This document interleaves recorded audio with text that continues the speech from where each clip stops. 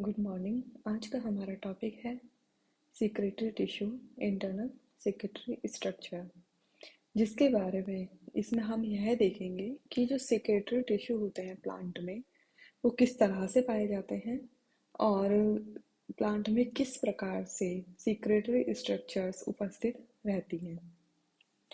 Internal secretary structure, आंतरिक स्रावी संरचनाएं कि जो प्लांट के अंदर ही है किस प्रकार से पाई जाएंगी। प्लांट ऑर्गन्स में एम्बेडेड धसी हुई संरचनाएं पाई जाती हैं, जो कि प्लांट के जो ऑर्गन होंगे उनमें धसे हुए मिलेंगे। धसे हुए का मतलब जो टिश्यू है उसके अंदर की तरफ थोड़े मिलते हैं कि कोशिकाएं जो होंगी वो उन्हीं के साथ ही बनी हुई होंगी, ऊपर अलग ना होकर के। They are following type. अब ये फॉलोइंग टाइप के होते हैं internal secretory structures: secretory cells, oil gland, resin duct, laticiferous. तो ये मुख्य 4 टाइप के हैं जिनके बारे में हम देखेंगे। सबसे पहले देखते हैं सिक्रेटरी सेल्स। सिक्रेटरी सेल्स को अंतःस्रावी कोशिकाएं भी कहा जाता है। अंतःस्रावी के मतलब जो प्लांट के टिश्यू होंगे, प्लांट की सरफेस पर ना मिलकर, बाहरी सतह पर ना मिलकर अंदर की तरफ ये पाए जाएंगे। तो इनमें सबसे पहला है ईडियोब्लास्ट और एक्सक्रेटरी ईडियोब्लास्ट। ईडियोब्लास्ट सेल्स, तो इसमें क्या होता है कि सेक्रेटरी सेल्स विशिष्ट कोशिकाओं के रूप में विभिन्न ऊतकों की सेल्स के बीच बीच में बिखरे हुए रहते हैं। इन कोशिकाओं को विचित्रक, उत्सर्जी विचित्रक कोशिकाएं या ईडियोब्लास्ट या एक्सक्रेटरी ईडियोब्लास्ट सेल कहते हैं। ये क्या होता है, जो नॉर्मल टिश्यू होगा उसके बीच बीच में कुछ स्पेशल टाइप की सेल्स पाई जाती है जो कि सीक्रेशन का काम करती है। और ये कोशिकाएं जो विचित्रक या उत्सर्जी विचित्रक कोशिकाएं ईडियोब्लास्ट, एक्सक्रेटरी ईडियोब्लास्ट कहलाती हैं। इनमें गम, ऑयल, रेजिन क्रिस्टल्स पाए जाते हैं। फिर नेक्स्ट इसके जो एग्जाम्पल दिए हुए हैं, जैसे विंट्रेसी और मैग्नोलिएसी फैमिली में जो ये एडियोब्लास्ट सेल होती है पैरेनकाइमेटस सेल से समानन होती है। नॉर्मली क्या है, जो कोशिकाएं दूसरी कोशिकाओं से भिन्न दिखाई देती है, अलग दिखाई देंगी, लेकिन विंट्रेसी और मैग्नोलिएसी में ये पैरेनकाइमेटस सेल्स के समान होती है। मिलिएसी फैमिली में क्या होता है कि रेजिन का सीक्रेशन ये करती है। मालवेसी एंड कैक्टेसी फैमिली में जो ईडियोब्लास्ट सेल होती है म्यूसिलेज सीक्रेट करती है।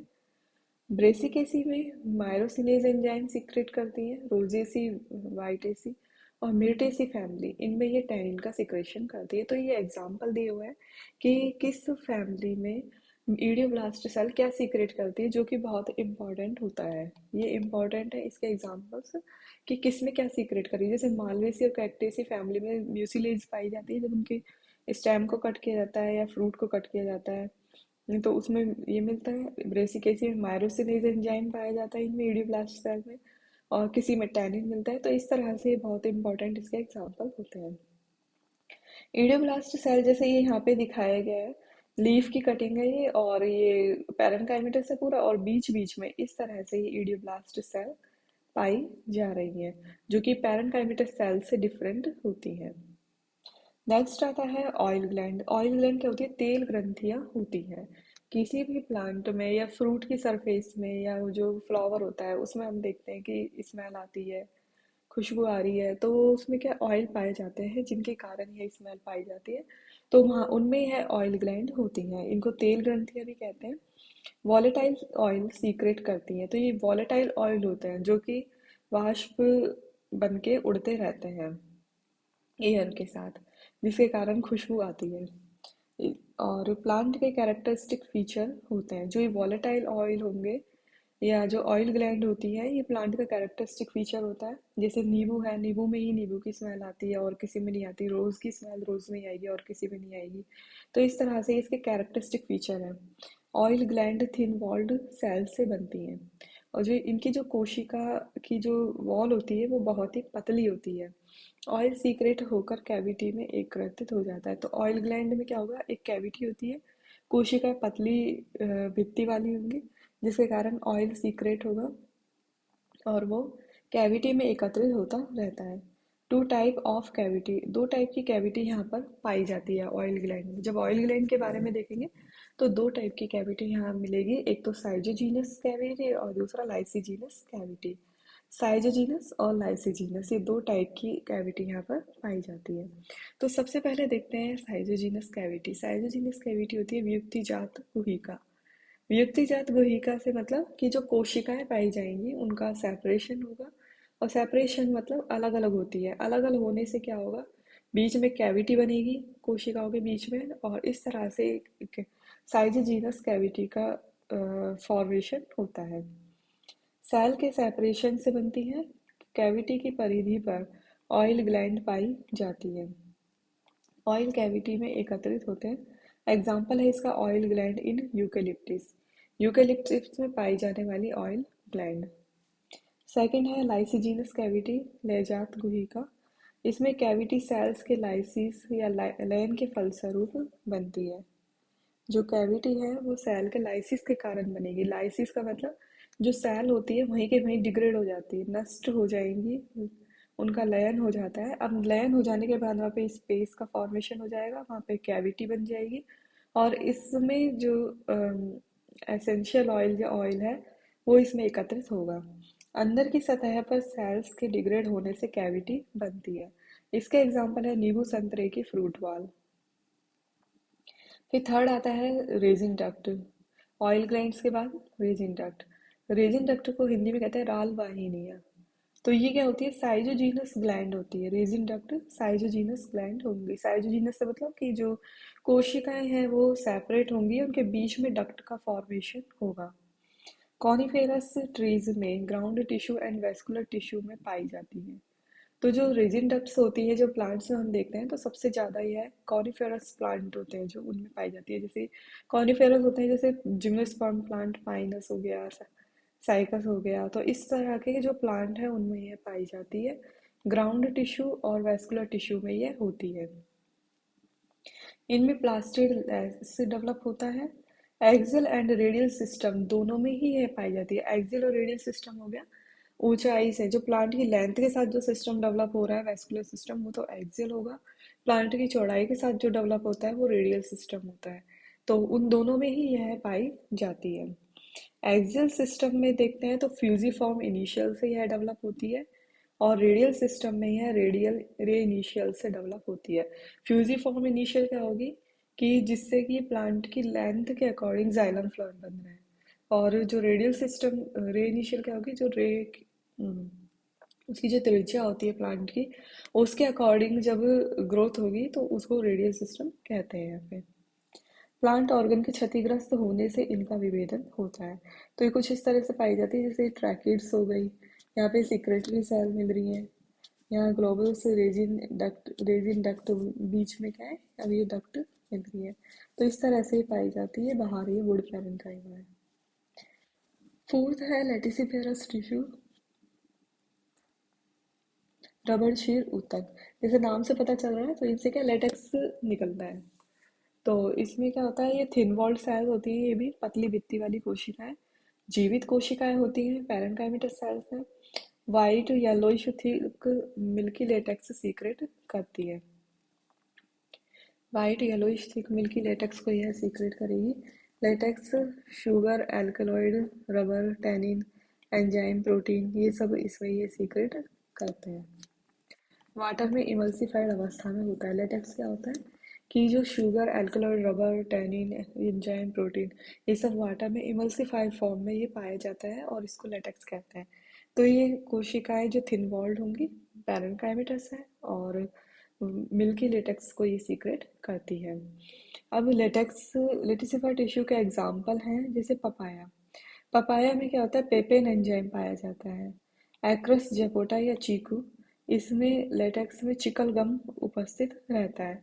पपाया में तो पेपेन एंजाइम होता है लेटेक्स में, और एक्रस जपोटा में चिकल गम पाई जाती है। फाइकस में प्रोटीन भी उपस्थित रहता है। हीविया ब्रेसिलियंसिस में ज्यादा मात्रा में रबड़ पाई जाती है।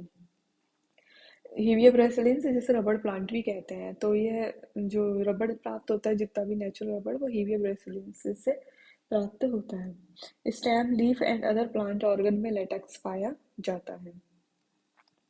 फैमिलीज। अब जैसे यूफोरबिएसी फैमिली हो गई, एफोसाइनेसी हो गई, एक्सेपीडिएसी फैमिली हो गई, तो इनमें क्या है, लेटेक्स पाया जाता है। Type of laticiferous structure. अब लेटिसिफेरस स्ट्रक्चर के टाइप देखते हैं तो दो टाइप की होती है। ये जितने भी हम स्ट्रक्चर देख रहे हैं, सिक्रेटरी स्ट्रक्चर, इनके जो एग्जाम्पल होते हैं वो सबसे ज़्यादा इंपॉर्टेंट होते हैं। तो अब यहाँ पर देखते हैं टाइप कितने पाए जाते हैं। फर्स्ट है आर्टिकुलेटेड लेटिसिफर्स और लेटेक्स वेसल्स, और दूसरा है नॉन आर्टिकुलेटेड लेटिसिफेरस और लेटेक्स टिश्यू। तो ये दो तरह की पाई जाती है, आर्टिकुलेटेड और नॉन आर्टिकुलेटेड। तो आर्टिकुलेटेड लेटिसिफर्स, जिसे लेटेक्स वेसल्स भी कहते हैं, तो इसे हिंदी में कहते हैं संधित रबड़शीरी तत्व या रबड़शीरी वाहिकाएं। तो इनको हिंदी में तत्व या वाहिकाएं, ये वेसल्स की तरह पाई जाएंगी पूरी। लैटिसिफेरस सेल्स के बीच में ट्रांसवर्स वॉल घुलने से ये बनती है। जो लैटिसिफेरस सेल्स थी, एक के ऊपर एक अरेंज थी, और उनके बीच की जो ट्रांसवर्स वॉल होती है, जैसे वेसल्स का फॉर्मेशन होता है, सेम इसी तरह से इनका फॉर्मेशन होता है। इनके बीच की जो वॉल होती है वो घुल जाती है, उनके जो सेप्टा होंगे वो घुल जाएंगे। घुलने के कारण क्या होता है, वेसल का फॉर्मेशन हो जाता है। तो इसलिए इसे क्या कहते हैं, आर्टिकुलेटेड लैटिसिफर्स। तो ये ब्रांच्ड या अनब्रांच्ड हो सकती हैं। लेटिसिफेरस वेसल्स का सिस्टम सिनोसिटिक होता है। तो एक तरह से देखा जाए तो जो कोशिकाओं के बीच की जो वॉल होती है वो घुल गई और पूरी वेसल लाइक स्ट्रक्चर बन गई। अब जो उसमें न्यूक्लियस प्रेजेंट थे, वो पूरे एक के एक, उसमें बहुत सारे न्यूक्लियस प्रेजेंट हैं, एक ही वेसल में बहुत सारे न्यूक्लियस होने के कारण इसे क्या, सिनोसिटिक भी कहा जाता है, संकोशिकी भी कहते हैं जिसे हिंदी में, और सिनोसिटिक भी कहते हैं। सेल्स के संधित होने से बनने के कारण इसे आर्टिकुलेटेड संधित लेटिसिफर भी कहते हैं। अब क्या होगा कि कोशिकाएं आपस में जुड़ी हैं, सेप्टा गले हैं और जुड़ने के कारण ये बनी है, इसलिए इसे आर्टिकुलेटेड या संधित लेटिसिफर भी कहते हैं। आर्टिकुलेटेड लेटिसिफर पाई जाती है अफीम में, केले में और चीकू में। इस तरह से ये पाई जाएगी जैसे यहाँ पे दिखाई हुई है। लेटिसिफर वेसल्स पूरी वेसल्स की तरह लंबी की लंबी, बीच में ये न्यूक्लियस प्रेजेंट है और इस तरह से पाई जाएगी। जबकि लेटेक्स सेल्स कैसे होगी, सेल्स की फॉर्म में होगी, छोटी छोटी साइज में होती है। दूसरा है नॉन आर्टिकुलेटेड लेटिसिफर और लेटिसिफेरस सेल्स, असंधित रबड़शीरी अथवा रबड़शीरी कोशिकाएं। तो इसमें क्या होगा, मल्टी न्यूक्लिएटेड होती हैं ये, नॉन आर्टिकुलेटेड लेटिसिफर्स होती हैं। जो नॉन आर्टिकुलेटेड से मतलब कोशिकाएं अलग अलग उपस्थित हैं और एक दूसरे से जुड़ेंगी नहीं, तो इसलिए इन्हें सेल्स ही कहा गया है। जुड़ जाएंगी तो वह सेल्स बन जाती है। ये ब्रांच अनब्रांच्ड हो सकती है। इलोंगेटेड सेल्स होती है, इलोंगेटेड मतलब लंबी कोशिकाएं, साइज में जो इनका होगा वो इलोंगेटेड सेल्स होंगी ये। पैरेन्काइमेटस सेल्स के बीच बीच में यह पाई जाती है। सेल्स कभी संलयित या फ्यूज्ड नहीं होती है, कोशिकाएं इसमें आपस में फ्यूज नहीं होंगी। अब इसका एग्जांपल यहाँ पे दिए हुए हैं कि कहाँ पर यह पाई जाती है। नीरियम में, कैलोट्रोपिस में, apocynaceae family, asclepiadaceae family, euphorbiaceae family में यह पाई जाती है। तो नॉन आर्टिकुलेटेड में क्या हो गया कि जो कोशिकाएं हैं वो कोशिका के फॉर्म में रहेंगी, उनके सेप्टा आपस में खुलेंगे नहीं, गलेंगे नहीं, जिससे कि वो सेल फॉर्म में है, तो इसलिए इसे नॉन आर्टिकुलेटेड कह रहे हैं। आर्टिकुलेटेड में क्या था, कोशिकाओं के बीच की जो वॉल है वो गल जाती है, जिसके कारण वेसल लाइक स्ट्रक्चर बन रही है, इसलिए उसे आर्टिकुलेटेड कहते हैं। Thank you.